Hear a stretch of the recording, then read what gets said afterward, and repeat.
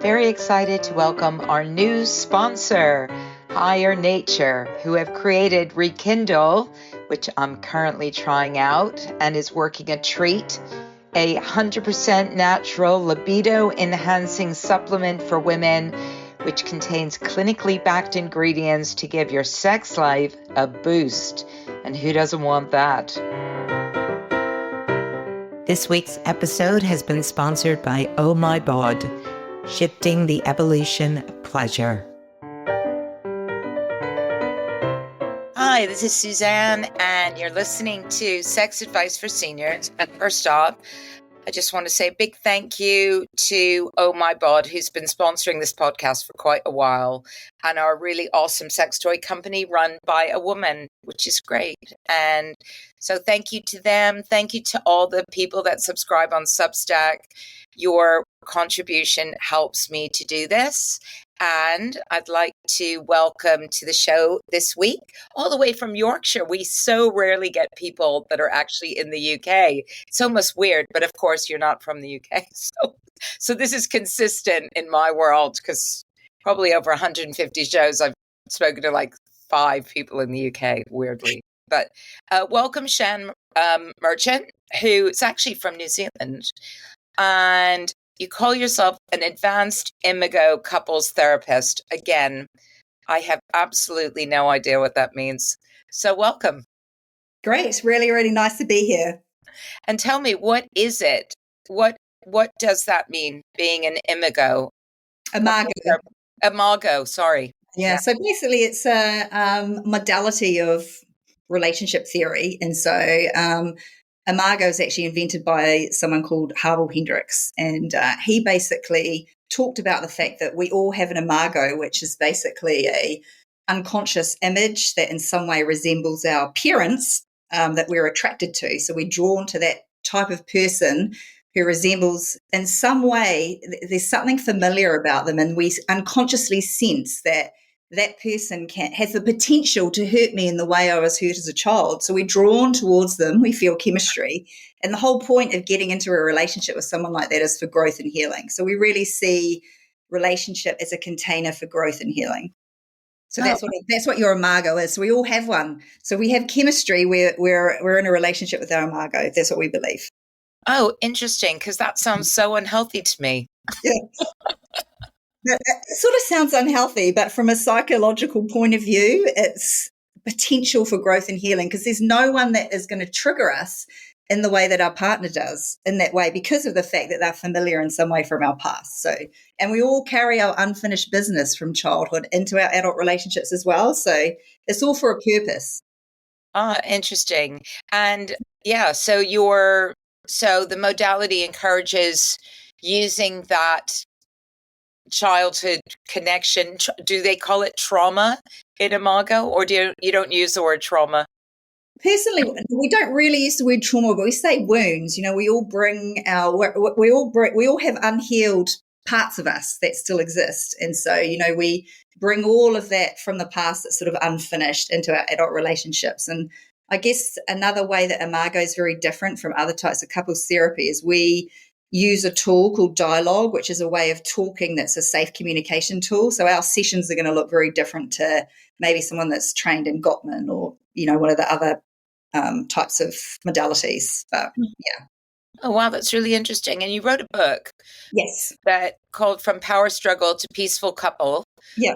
That addresses, I think, one of the most difficult aspects of a relationship, which is the power struggle that I think is familiar to most people in relationships. What motivated you to write that?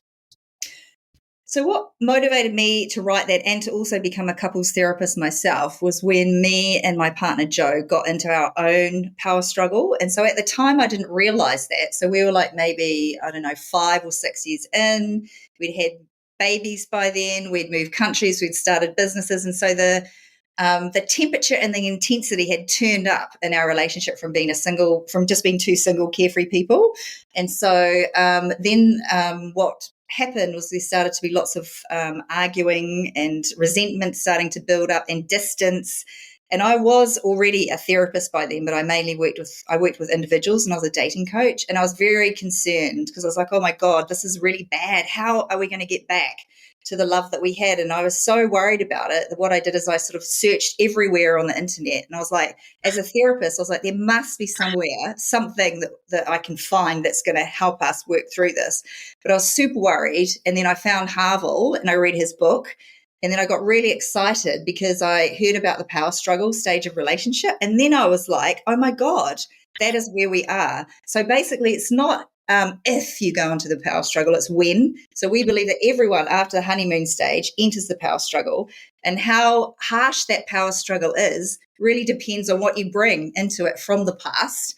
And also, to a degree, your like communication skills and relationship skills, whether or not you can work through what comes up, or whether or not you then go into what is typical of the power struggle, which is what we were having, which is, arguing, fighting, distance, resentment. And so, anyway, to cut a long story short, we actually went into Imago couples therapy ourselves, started healing our relationship, had some really massive insights, elevated our relationship. So then I was like, oh my God, I want to teach other couples this. So I became an Imago couples therapist myself.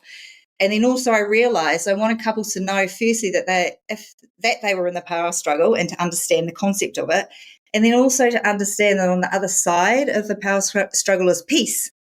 Do you know what I mean? Because when people are stuck in the power struggle, they think, oh my God, like this is failure. The relationship's broken. I'm not meant to be with you. They might divorce or have affairs. So yeah, it's personal.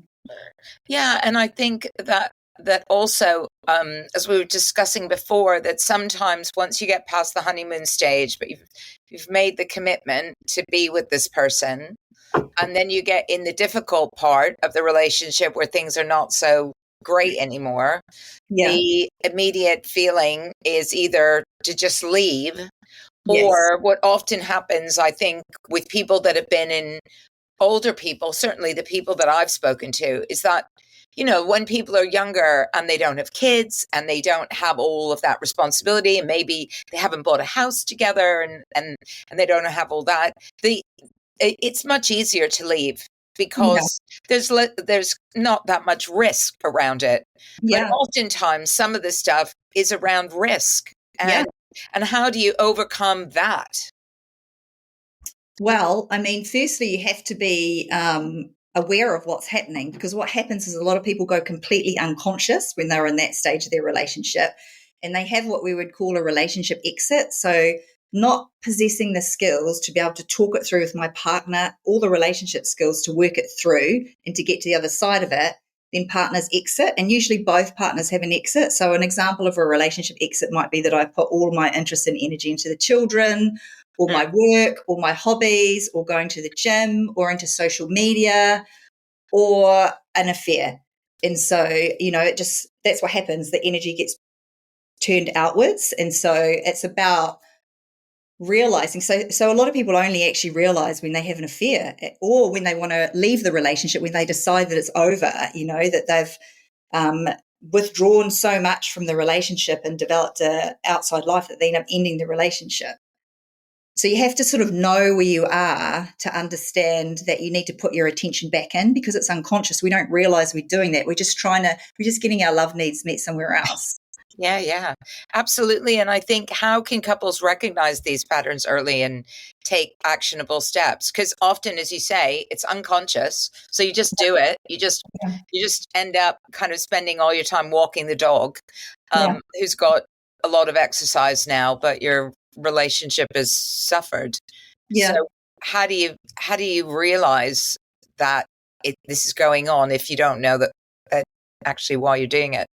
Well, I think you have to first develop a relationship with yourself and be aware that you're unhappy, for example, and what you need, and maybe do some thinking about what needs you, what you long for that isn't being met. And then, so some people do that in personal therapy. Some people might reflect on things on podcasts that they listen to, and then end up in therapy, either couples or individual therapy. But I really believe in actually educating yourself about relationships. So listening to podcasts, having an interest in it, because there's sort of like a myth that like relationships don't require any effort. And so people sort of just can often not put any effort in their relationship and then slide into a really unhappy, unhealthy relationship when actually they require effort over time. And if you are willing to educate yourself, then you'll realize actually what a good relationship is, and maybe compare yourself and go, oh, okay, so actually we need to do some work on us. Yeah, it was funny. I was just this morning when I wake up and I do, I'm just scrolling at some stupid o'clock because I can't get back to sleep. I just stumbled upon a very short Esther Perel clip where she was talking about, that time where people put all their energy into different aspects of their life, different activities often, but not into their relationship. So they come home, they put their feet up, they say, God, I've had such a hard day today at work. I just want to chill out. I'm going to turn the telly on and I'm going to do this. And this is the time when actually that's your time to be with your partner. And if you neglect them on a consistent basis during that time, then ultimately this is where you're going to end up, right? Which is this situation where you probably don't have a lot to say to each other because you've just developed these patterns of behavior. Yeah, I totally agree with that. And I think what you're talking about there is the fact that we put all our effort into work, hobbies, children, and we leave these tiny little breadcrumbs left at the end of the day for our relationship. And many different podcasts, she's gone into a bit of a rant actually about talking about that. Like, why do people do that? Why is it not flipped up the other way? And that we're putting all out, because this is what I also really believe in. Putting your energy into your relationship will power the rest of your life because you get so much aliveness and potential and energy from your relationship. That's how it's supposed to be. People don't realize that. A lot of people think that relationships drain you. Do you know what I mean? And so they just give it like a few little breadcrumbs. So I totally agree with you. And it was my father who said something that my friends find incredibly controversial, but I don't. And even my kids, I think, sometimes find it a bit controversial, is that my father and mother have been married for like over 65 years. And my dad said to me when I first had kids, my kids are now in their 30s, and my dad said to me, your first person that you need to prioritize is your partner. Mm-hmm. Your kids are your second priority and your partner is your first, because your kids are going to leave home at 18, 19, 20, whatever. And they're going to call you once a week if you're lucky. Yeah. And your partner is going to be there in that place. And if you've neglected them, then you're going to look at this person who is basically a stranger because you've neglected them during the relationship whilst you've been raising kids. And as a result of that, your relationship with your partner has suffered. My friends think this is quite a radical idea. Yeah. But I see the wisdom in it, because I also think if two people within a relationship are really happy, and I've seen this with friends who have definitely prioritized their relationship, their kids are happy. Yeah. Because if mom and dad or mom and mom or dad or whatever are happy, then the happiness energy seeps out onto everything. Whereas if they're not, then everything feels hard. Yeah. I totally agree with you. And I was sort of smiling inside when you were telling me about that, because that's the belief that my partner has about prioritizing your partner first. I want to believe that, but I struggle to do it in practice because I'm so drawn into thinking about my children all the time. However, what we do is we prioritize our couple work, and we do work on our relationship every day. So we have a thing like we meet every morning at 7 a.m. on our sofa. So regardless of what we've been doing before that, we do our own appreciation practice. And that's actually to, basically amplify the positivity and create emotional safety in our relationship. And we like it when our kids see that, actually, so that we're modeling that to them. But I do struggle a little bit because I just get so drawn into like the thinking about them all the time. But I do agree with that piece of advice. And yeah, it's wildly controversial and a radical concept for everyone. Yeah. And, my dad's like 88 years old, right? So he's very much like, he said to me when my kids were coming up to like 18, 19, he said to me, almost done. I really, He's yeah, like, you're almost done, you know, blah, blah, blah, blah, blah. You can, that's it. You can get on with your life now. You've done the work. Good on you. And of course, my kids are like, no, kids stay home, mom, until they're like nearly 30. And I just yeah, went, what? In what world is that? You know, yeah, and they went, our friends, their parents love having them around. And I said, no, that's not my upbringing. My upbringing is you now have the capacity through earning to be yeah, able to go and move out and you yeah, and yeah, you need to go and do that because I yes, love you, but you need to do that, right? And yeah, yeah, yeah, it's funny that because I know that especially with modern parenting now, putting so much energy into one's children, um, you know, and neglecting one's partner, it just doesn't work out well ever. I just yeah, don't believe it ever does. yeah, You know? yeah. Yeah, I totally agree. And the thing about neglect as well is it's really slow and subtle, and you don't actually notice before it just happens really slowly over years. And then you find yourself in this really distant relationship. So it comes as a shock to people. You know, I'm sure you know when the children do eventually leave home, and then I'm with someone that isn't even interested in me, doesn't even notice me. I'm invisible. These are the types of things I hear in my couples therapy room. Yeah.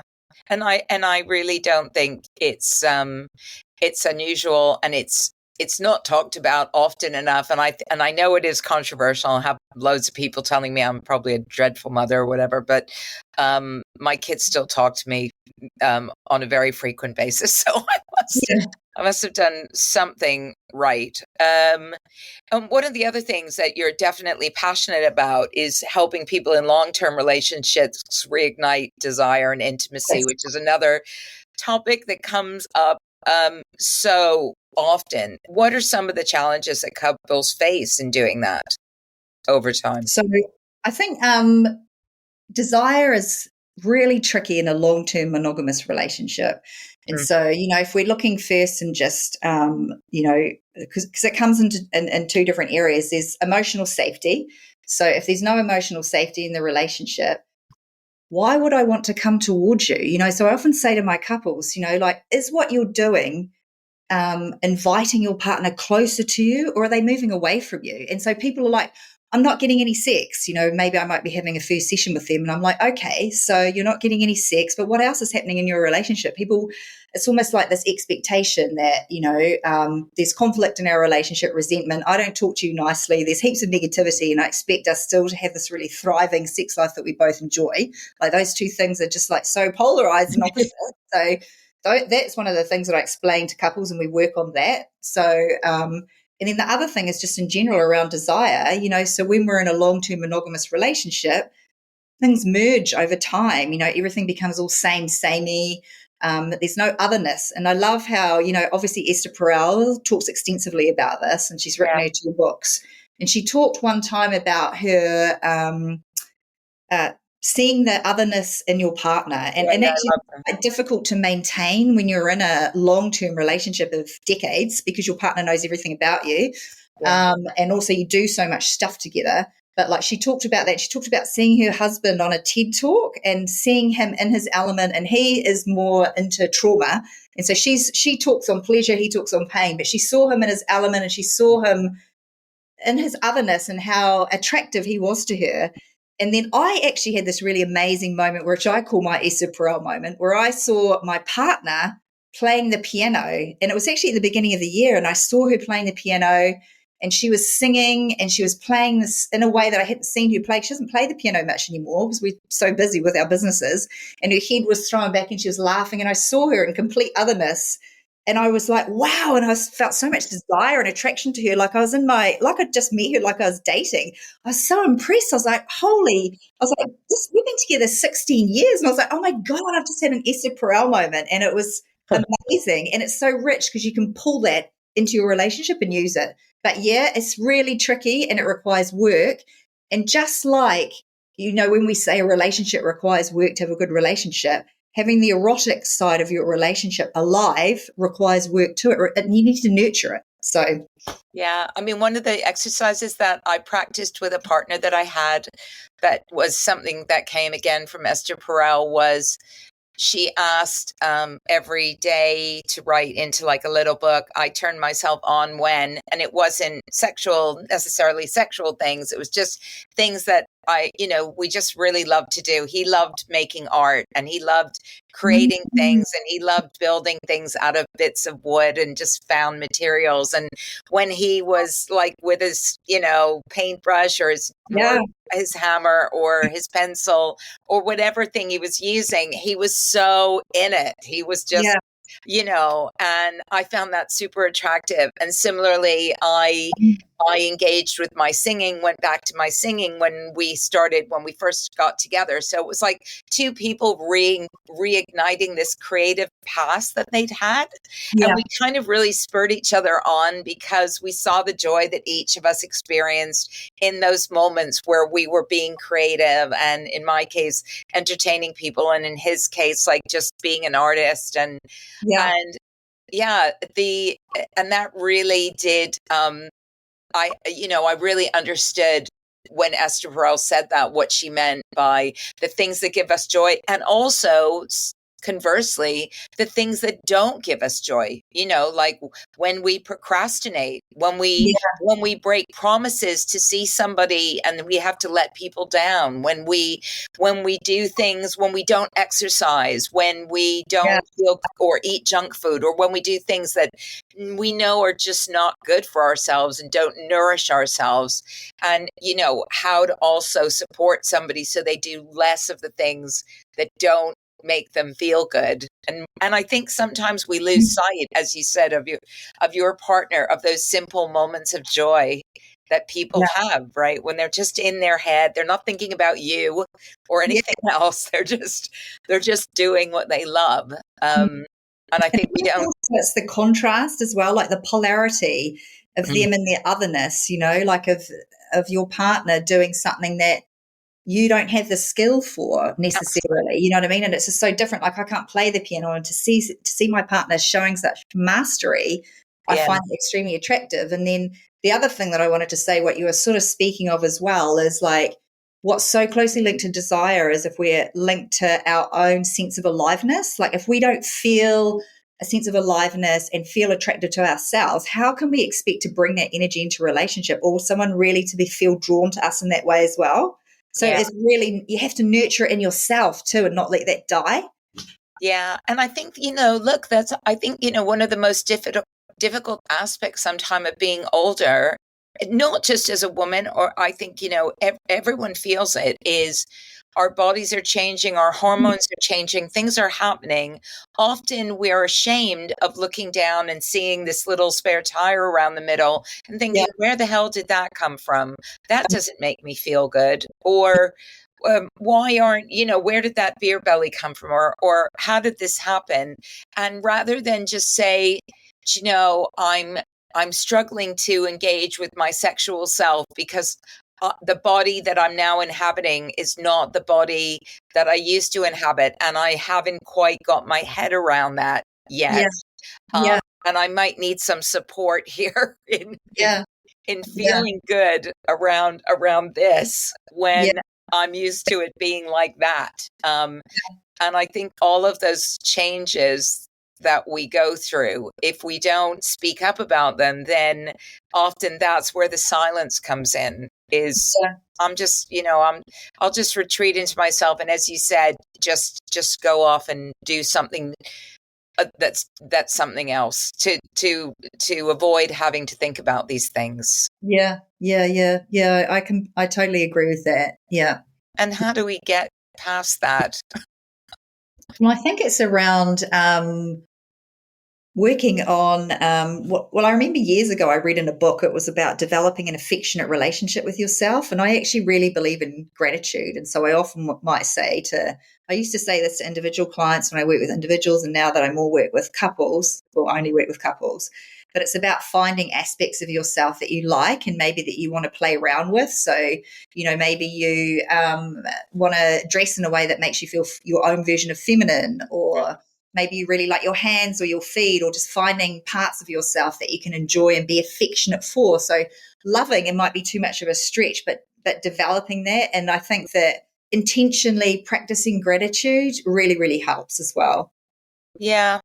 And one of the things that we just touched on briefly, again, Esther Perel's written a whole book about this, is our affairs is something that you do work on with couples.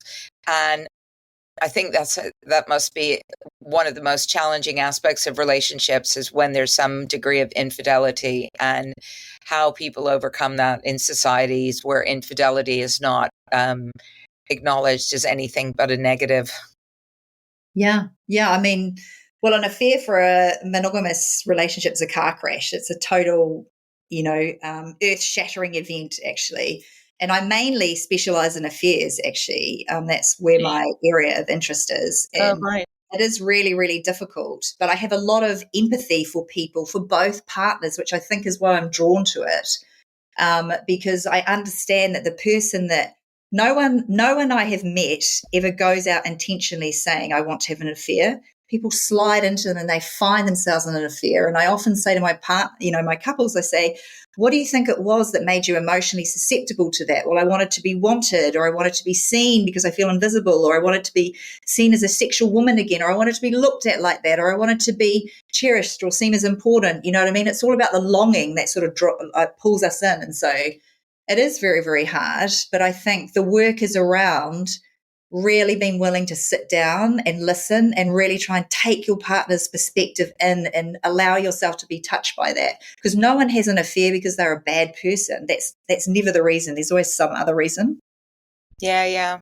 I mean, there's also aspects, people that I know, for example, where one of the people in the relationship has got some sort of health condition, or they're significantly older than Mm-hmm. the other one, and so they're in some state of decline. So maybe they're not able to be sexual in the way that they used to be, and it's hard. I mean, I think more and more there's an opportunity. One of my beliefs is that there's an opportunity at this age to be able to redefine what a relationship looks like. Monogamy is one type of relationship, and sometimes it's not the ideal type in certain circumstances. And sometimes affairs can be reframed in other ways that are not, where everybody's participating in what's going on, because everybody's aware that people have needs, Yeah. Yeah. Sometimes those needs aren't being met. And I think, unfortunately, society sort of expects everybody to be this one size fits all for their partner. And often that's really difficult. Yeah. And so you know what that requires, though? That requires having the courage to be honest. And people struggle with that so much, to have these honest conversations, because you're quite right. Those types of scenarios do happen. Yeah. And especially as we age, because shit happens. I mean, if somebody's not sure whether couples therapy is right for them, what are the signs that they should look for, and how can they take that first step? The signs for I think, maybe we need couples therapy. Mm-hmm. Like, they're thinking, I'm not sure if it's right. Like, what's it gonna require of me? Right. Yeah. Well, personally, what I say to people is, couples therapy is all about learning how to talk and listen. So it's really about learning to talk in a way so that your partner can actually really hear you. So maybe if you're struggling at home, maybe you're going round and round with the same arguments and you're not able to resolve stuff, or maybe you feel that like you both are doing your best to try and talk to each other, but you're both misunderstanding each other and you need someone to help you with the translation. Maybe it feels like you speak French, I speak English. Do you know what I mean? And so, or maybe the intimacy's gone. Maybe you long for that sexual connection in your relationship again, but that's dead and you don't know how to rekindle the desire. Things like that. So the thing that I see couples therapy is I really just see it as learning a new skill. So one thing I was thinking of before I got on this call, actually, I didn't know why I was thinking this, but I was thinking about how in England, a lot of people only come to couples therapy right at the end. So often people say to me, this is the last chance. If this doesn't work for us, then this is it. And so they leave it right to the very end. Whereas I was thinking about in America, people are way more proactive and they might get married and then they might decide to have some couples therapy to enhance their communication and elevate their relationship. But in England, it's not really like that. And I think that I personally believe that everyone can benefit from going to couples therapy because really you're just learning how to talk and listen. You're learning how to create safety in your relationship. It's not that scary. Do you know what I mean? Just see if you give it a go and see what happens, like that's the way I see it. Yeah. And look, my son lives in New York and everyone's in therapy, everyone, right?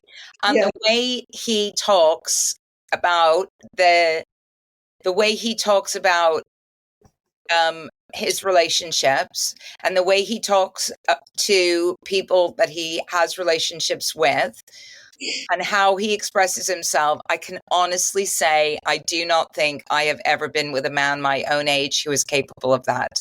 Yeah. Like the way he's able to honestly reflect where he is in his life and what his desires are and what he's capable of giving or not giving, what he's seeing the other person wanting that maybe he doesn't feel capable of giving. Like all of this, it's the emotional intelligence around all this is so impressive.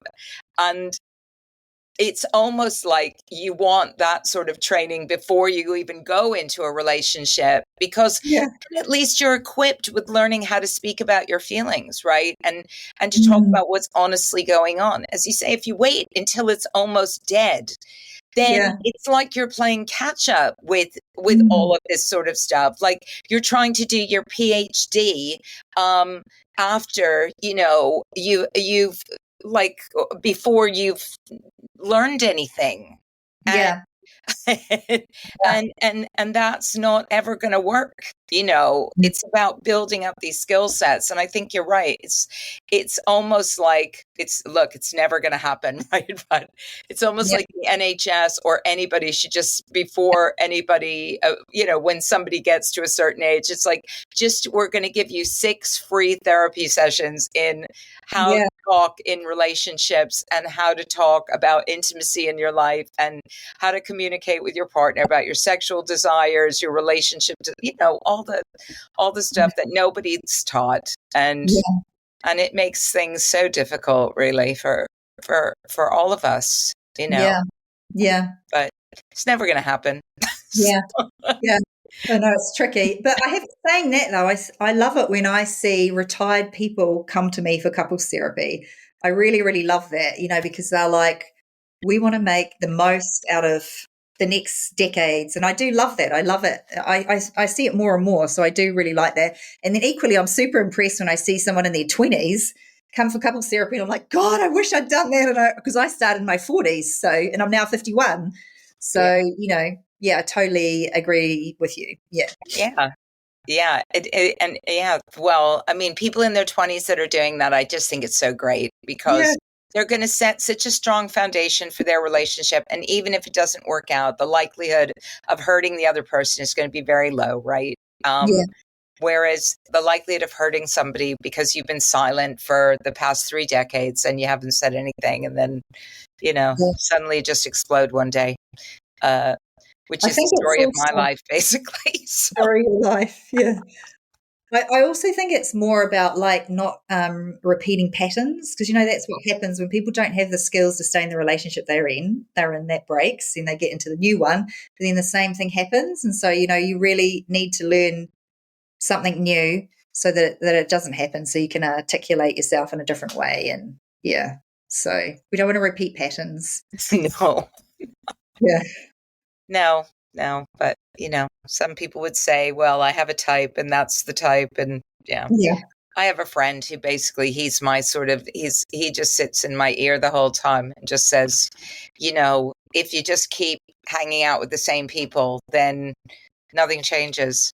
So, you have to switch it up a bit. If you want something different to happen, you have to deliberately do something different. Yeah, totally. Yeah, I totally agree. There's saying nothing changes. And it's true about pretty much everything in life. Yes. Yeah. Yeah. Yeah. Anyway, it has been absolutely delightful to speak to you. And we'll put the link to your book, From Power Struggle to Peaceful Couple, which sounds awesome. Yeah. And anything else that you would like people to know about you, how they can get in touch with you. I'm assuming you do online and face-to-face sessions. You're in Yorkshire, so yes, I do. Yep, I do loads of Zoom sessions worldwide, actually, and I see people in person if you live in Yorkshire. And you can contact me through my website, actually, shanmarchant.com. So I write some articles on my website as well, if you want to read about Imago. But yeah, that's the main way to contact me.